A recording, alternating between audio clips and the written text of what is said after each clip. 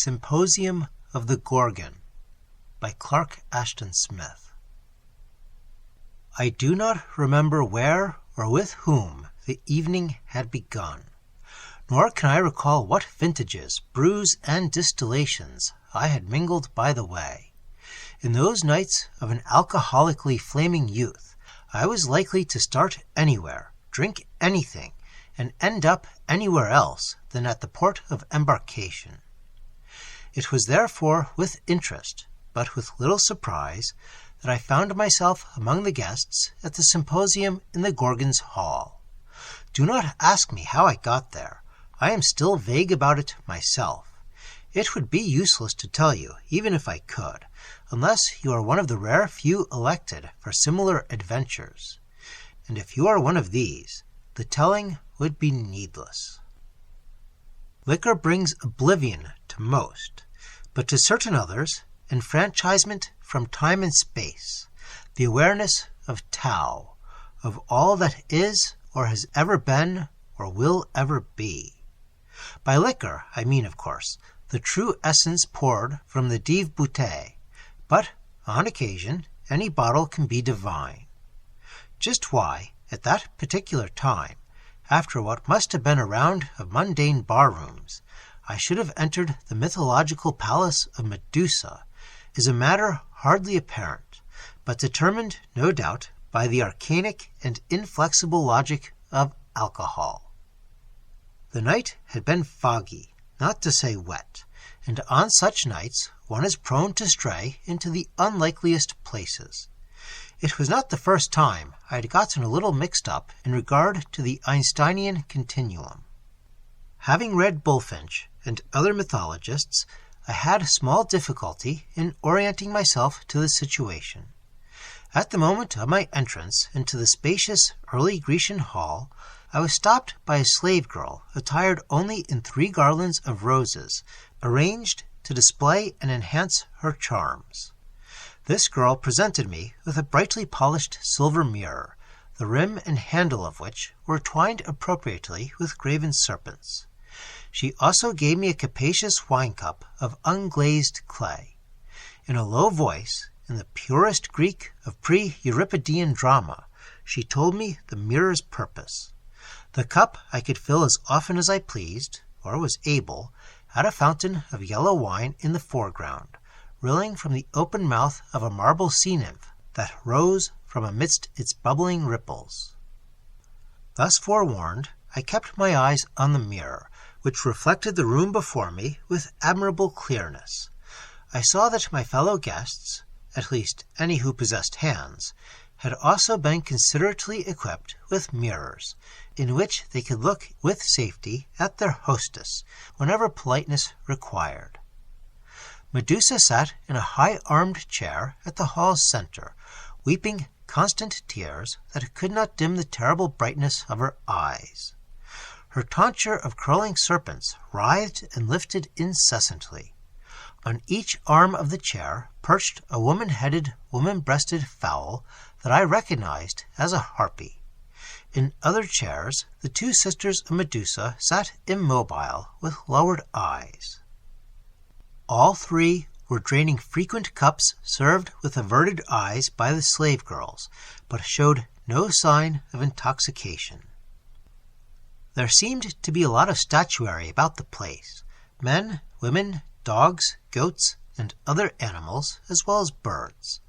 These, the first slave girl whispered as she passed me, consisted of the various unwary victims turned to stone by the Gorgon's glance. In a whisper lower still, she added that the fatal visit of Perseus, coming to behead Medusa, was momentarily expected. I felt that it was high time for a drink, and moved forward to the verge of the vinous pool.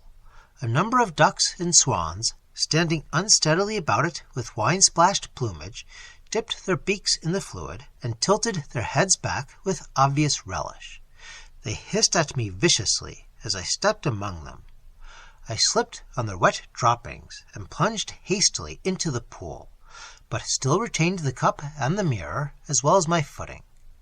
The fluid was quite shallow, amid the loud quacking of the startled birds and the giggling of several golden-tressed sirens and russet-haired nereids, who sat on the farther edge, stirring the pool to luminous ripples with their cod-like tails, I stepped forward, splashing ankle-deep to the marble sea-girl, and lifted my cup to the yellow stream that issued from her grinning mouth.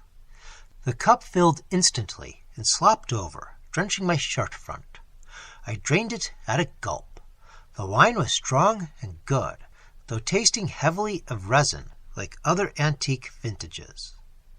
Before I could raise the cup for a second draught, it seemed that a flash of lightning, together with a violent wind, leapt horizontally across the hall from the open doorway.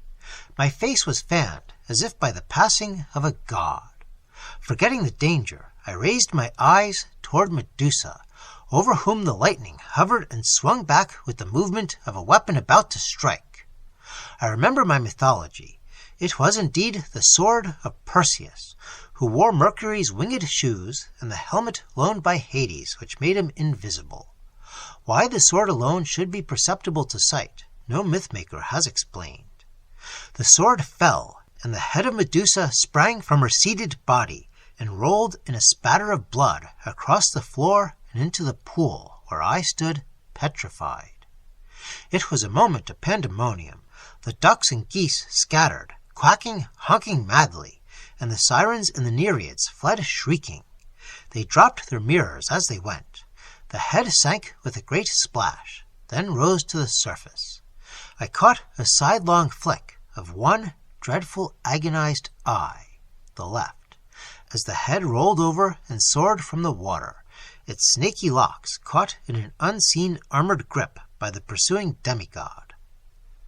Then Perseus and his victim were gone, with a last lightning flash of the sword through the doorway where the nymphs had vanished. I climbed from the reddening pool, too dazed to wonder why I still retained power of movement after meeting the Gorgon's eye. The slave girls had disappeared. The trunk of Medusa had fallen forward from its chair, upon which the harpy still perched. Beside Medusa stood a beautiful winged white horse, dabbled from hoofs to mane with the blood that still ran from the fallen monster's neck. I knew that it must be Pegasus, born of her decapitation according to myth. Pegasus pranced lightly toward me, neighing in excellent Greek. "We must go. The decrees of the gods have been fulfilled. I see that you are a stranger from another time and space. I will take you wherever you wish to go, or as near to it as possible." Pegasus kneeled, and I mounted him bareback, since he had been born without saddle or reins. "Cling to my mane. I will not unhorse you," he promised, "whatever the speed or altitude of our journey." He trotted out through the doorway, spread his shining wings on an orient dawn, and took off toward the reddening cirrus clouds. I turned my head a little later. An ocean lay behind us, far down, with raging billows turned to mere ripples by distance. The lands of morning gleamed before us. "To what period of time and what region?" asked Pegasus above the rhythmic drumming of his wings. "I came from a country known as America in the 20th century A.D., I replied, raising my voice to reach his ears through the thunder. Pegasus bridled and almost stopped in mid-flight. "My prophetic insight forbids me to oblige you. I cannot visit the century, and in particular the country that you name. Any poets who are born there must do without me, must hoist themselves to inspiration by their own bootstraps, rather than by the steed of the muses. If I ventured to land there, I should be impounded at once, and my wings clipped. Later they would sell me for horse-meat." "You underrate their commercial acumen," I said. "They'd put you in a sideshow and charge a stiff entrance fee. You're well known, in a way. Your name and picture are on sideboards at many gas stations, a synonym for speed, if nothing else. Anyway, there is little inducement for me to return. I have been trying to drink myself out of it for years and decades. Why end up, as I will sooner or later, at the highly expensive mercy of doctors, hospitals, and undertakers? You are certainly sensible. Will you indicate a place and period more to your liking? I mused a while, reviewing all I could remember of both history and geography. Well, I decided at last, some South Sea island might do, before the discovery of Captain Cook and the coming of the missionaries. Pegasus began to accelerate his flight. Day and darkness shuttled by. Sun, moon, and stars were streaks above, and the regions below were blurred by inconceivable speed, so that I could not distinguish fertile from desert, land from water. We must have circled the earth innumerable times, through the birth and death of millenniums. Gradually, the speed of the winged horse decelerated. A cloudless sun became stable overhead. A balmy subtropic sea, full of green islands, rolled softly on all sides to the horizon. Pegasus made an easy landing on the nearest island, and I slipped dizzily from his back. "Good luck," he neighed. Then, stretching his wings once more, he soared toward the sun and disappeared with the suddenness of a time machine. Feeling that Pegasus had abandoned me in a rather summary fashion, I peered about at my surroundings. At first sight, I had been left in an uninhabited isle, on a coral reef lined with untrodden grass and rimmed with pandanus and breadfruit trees. Presently the foliage stirred, and several natives crept forth. They were elaborately tattooed and armed with wooden clubs studded with sharks' teeth. Judging from their gestures of fear and wonder, they had never seen a white man, or a horse of any color, winged or unwinged. They dropped their clubs as they neared me, and pointed questioning fingers, a trifle shaky, at the skies where Pegasus had vanished. "Think nothing of it," I said in my suavest and most reassuring tones. Remembering a vague religious upbringing, I made the sign of benediction. The savages grinned shyly, displaying an array of filed teeth, only less formidable than the sharks' incisors and molars that decorated their clubs. Plainly, they were losing their fear and making me welcome to the island. Their eyes appraised me with inscrutable blandness, like those of innocent children who expect someone to feed them. I am penciling this account in a small notebook found in one of my pockets. 3 weeks have passed since Pegasus left me among the cannibals. They have treated me well, and have fattened me with all the abundance that the isle affords, with taro and roast pig, with breadfruit, coconuts, guavas, and many unknown delicious vegetables. I feel like a Thanksgiving turkey. How do I know they are cannibals? By human bones, hair, skin, piled or strewn about as animal remnants are in the neighborhood of slaughterhouses. Apparently they have moved their feasting places only when the bones got too thick. Bones of men, women, children, mixed with those of birds, pigs, and small four-footed creatures. An untidy lot, even for anthropophagy. The island is of small extent, perhaps no more than a mile in width by 2 in length. I have not learned its name, and am uncertain to which of the many far-flung archipelagos it belongs. But I have picked up a few words of the soft, many-voweled language, namely the names of foodstuffs. They have domiciled me in a clean enough hut, which I occupy alone.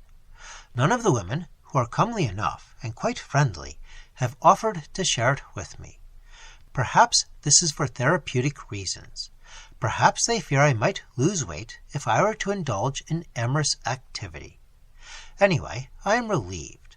All women are cannibalistic, even if they don't literally tear the meat from one's bones. They devour time, money, attention, and give treachery in return. I have long learned to avoid them. Long ago, my devotion to drink became single-hearted. Liquor, at least, has been faithful to me. It requires no eloquence, no flattery, no blandishments. To me, at least, it makes no false promises. I wish Pegasus would return and carry me off again. Truly, I made a chuckle-headed choice in selecting one of the South Sea Isles. I am weaponless, and I don't swim very well. The natives could overtake me quickly if I stole one of their outrigger canoes. I never was much good at boating, even in my college days. Barring a miracle, I am destined to line the gizzards of these savages. The last few days they have allowed me all the palm wine I can drink. Perhaps they believe it will improve the flavor. I swig it frequently and lie on my back staring at the bright blue skies where only parrots and seabirds pass. I cannot get drunk and delirious enough to imagine that any of them is the winged horse, and I curse them in 5 languages, in English, Greek, French, Spanish, Latin, because they cannot be mistaken for Pegasus. Perhaps if I had plenty of high-proof Scotch and bourbon, I could walk out of this particular time plexus into something quite different, as I did from modern New York into the ancient palace of Medusa. Another entry which I hardly expected to make. I don't know the day, the month, the year, the century, but according to these misguided islanders, and mine, it was pot day. They brought out the pot at mid-morning, a huge vessel of blackening, battered bronze, inscribed around the sides with Chinese characters. It must have been left here by some far-strayed or storm-wrecked junk. I don't like to conjecture the fate of the crew, if any survived and came ashore. Being boiled in their own cooking pot must have been a curious irony. To get back to my tale, the natives had set out huge quantities of palm wine in crude earthen vessels, and they and I were getting ginned up as fast as we could. I wanted a share of the funeral feast, even if I was slated to afford the piece de resistance. Presently, there was a lot of jabbering and gesticulating. The chief, a big burly ruffian, was giving orders. A number of the natives scattered into the woods, and some returned with vessels full of spring water, which they emptied into the pot, while others piled dry grass and well-seasoned faggots around its base. A fire was started with flint and an old piece of metal which looked like the broken-off end of a Chinese sword blade. It was probably a relic of the same junk that had provided the pot. I hoped that the user had broken it only after laying out a long file of cannibals. In a rather futile effort to raise my spirits, I began to sing the Marseillaise, and followed it with Lulu and various other bawdies. Presently the water was bubbling, and the cooks turned their attention to me. They seized me, stripped off my ragged clothes, and trussed me up adroitly, knees to chest, and arms doubled at the sides, with some sort of tough vegetable fibre. Then, singing what was doubtless a cannibal shanty, they picked me up and heaved me into the pot, where I landed with a splash and settled more or less upright in a sitting position. At least I had thought they would knock me on the head beforehand, rather than boil me like a live lobster. In my natural fright and confusion, it took me some moments to realize that the water, which had seemed scalding hot, was in reality no warmer to the epidermis than my usual morning tub. In fact, it was quite agreeable. Judging by the violence with which it bubbled beneath my chin, it was not likely to grow much hotter. This anomaly of sensation puzzled me mightily. By all rights, I should be suffering agonies. Then, like a flash of lightning, I remembered the passing sidelong flick of Medusa's left eye, and the apparent lack of effect at the time. Her glance had in no way petrified me, but in some strange fashion it must have toughened my skin, which was now impervious to the normal effects of heat, and perhaps also to other phenomena. Perhaps, to cause the mythic petrification, it was necessary to sustain the regard of both the Gorgon's eyes. These things are mysteries. Anyway, it was as if I had been given a flexible asbestos hide. But, curiously enough, my keenness of touch was unimpaired. Through the veering smoke, I saw that the cooks were coming back, laden with basket of vegetables. They were all getting drunker, and the chief was the drunkest. He lurched about, waving his war club, while the others emptied their baskets into the kettle. Only then did they perceive that things had not proceeded according to culinary rules. Their eyes grew rounder, and they yelled with surprise to see me grinning at them from the steaming, ebullient contents. One of the cooks made a pass at my throat with a stone knife, and the knife broke in the middle. Then the chief stepped forward, shouting ferociously, and hoisted his toothed war club. I ducked under water and to one side. The club descended, making a huge splash, and missed me. Judging from their outcries, some of the cooks must have been scalded by the flying water. The chief fared worse. Overbalanced by the mighty stroke, he lurched against the pot, which careened heavily, spilling much of the contents. Using my weight repeatedly against the side, I managed to overthrow the vessel, and rolled out in a torrent of water, smoke, and vegetables. The chief, yowling from what must have been third-degree burns, was trying to extricate himself from the brands and embers into which he had fallen. Limping, he got to his feet after several vain attempts and staggered away. The other cooks and the expectant feasters had already decamped. I had the field to myself. Looking around, I noticed the broken-off sword which had been used in striking fire, and levered myself in its direction. Holding it clumsily, I contrived to work my wrist fetters against the edge. The blade was still fairly sharp, and I soon had my hands free. After that, it was no trick to untruss my legs. The wine had worn off, but there were many unemptied pots of it still around. I collected 2 or 3, and put some of the spilled vegetables to roast amid the glowing coals. Then, waiting comfortably for the cannibal's return, I began to laugh. I was washing down a well-baked taro root with the second pot of wine when the first of them crawled out of the woods and fell prostrate before me. I learned afterwards that they were deprecating my anger, and they were very sorry they had not recognized me as a god. They have christened me, in their own tongue, the one who cannot be cooked. I wish that Pegasus would return.